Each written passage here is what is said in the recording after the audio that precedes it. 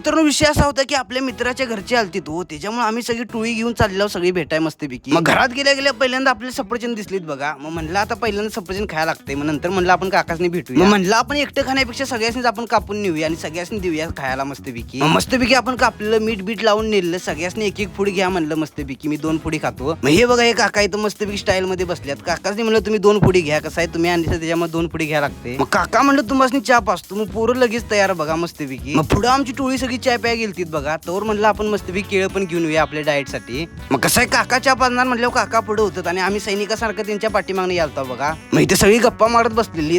काकांच्या आज्ञेनुसार आपण चहा प्राशन केलं मस्तपैकी. चहा पण गोड होता हो काकांनी दिलता त्याच्यामुळे. ह्यो आपला भाऊ चहा पित नव्हता कारण याचा रोजा होता हो, काय विषय नाही म्हणलं भावाला. आणि चहाचा कप पण मोठा होता बघा केवढा. आता काय विषय नाही म्हणलं 5 मिनिटं का विना चहा पिऊनच जायचं. मग आपण आपल्या भावाला म्हणलं आपल्याला सोडून या हॉस्टेलवर आणि तू गाडी घेऊन जा, कसं आहे भावाला लागणार होती हो गाडी, त्याच्यामुळे काय विषय नाही म्हणलं. मग ते झालं आपण आपल्या रोजच्या जिमला गेलो. त्याच्यानंतर मस्तपैकी बास्केटबॉल बघालता इथं आपल्याला खेळायच नाही सोडा. मग कसं आहे जिमवरून याला लेट झालता, त्याच्यामुळे म्हणलं आता जेवणच घेऊया. शूज पण काढाय नव्हतं, तसा सगळा मी घाम्या घुम झालतो सोडा.